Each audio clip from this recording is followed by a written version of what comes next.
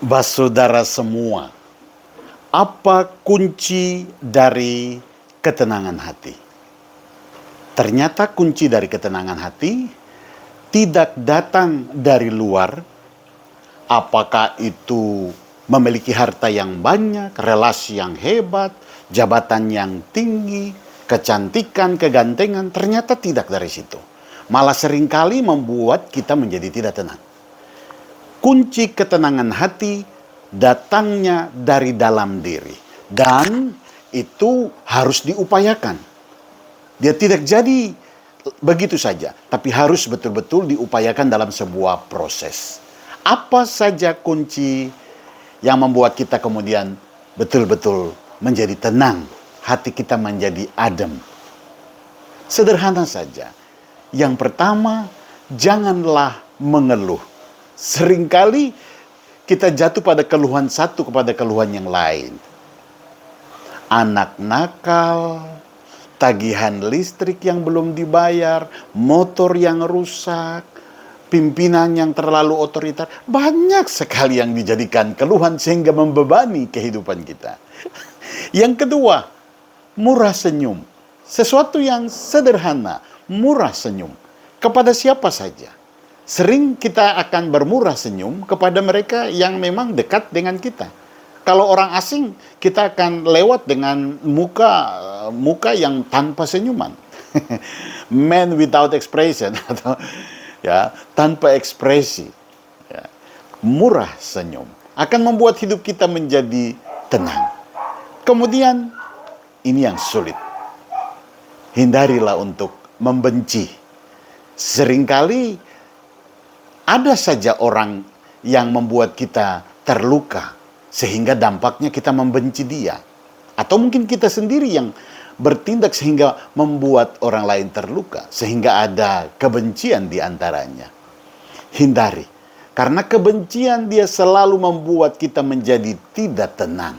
Seperti ada batu di dalam sepatu. Hidup kita menjadi tidak tenang. Ya. Kemudian tentu berdoalah dengan tulus. Secara rutin. Bukan karena kita membutuhkan sesuatu dan kita datang berdoa. Doa adalah sebuah kebutuhan. Layaknya kebutuhan makan dan minum. Doa, dia akan memberi kita inspirasi-inspirasi yang berasal dari Tuhan. Karena doa adalah relasi personal dengan Tuhan. Kemudian, kalau kita suka memberi, ini juga membuat hidup kita menjadi tenang. Bukan berarti kita harus mempunyai lebih baru kita bisa memberi.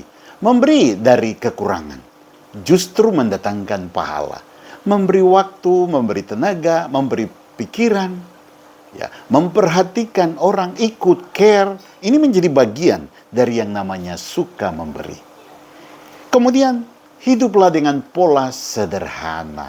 Tidak usah pamer. Karena seringkali kehidupan layaknya orang kaya juga membuat hidup kita menjadi tidak tenang. Kemudian berusahalah untuk mudah memaafkan. Sering gampang kita ucapkan tetapi sangat sulit. Mendoakan orang yang kita benci, memaafkan. Mungkin itu akan menjadi jalan pertama kita mengembangkan kemampuan untuk memaafkan sesama. Cara lain untuk kita juga menciptakan hati kita menjadi tenang adalah selalu berprasangka baik. Apa saja yang terjadi, lebih dahulu kita berprasangka baik. Lain kali kita belum mendengar informasi yang tepat, kita sudah negative thinking lebih dahulu. Hindari tentu permusuhan. Dalam hidup kita selalu saja ada orang yang berbeda dengan kita. Selalu tidak suka. Ya sudah, apa boleh buat. Tapi berusahalah sebaik mungkin untuk tidak ada musuh. Dan yang terakhir tentu, usahakan untuk tidak mendengki dan iri hati kepada orang lain. Hal sederhana ini yang kita upayakan dari dalam diri kita mendatangkan rasa tenang.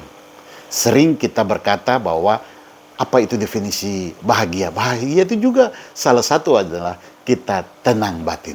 Kita hidup dengan tenang hati, damai, dengan penuh sukacita.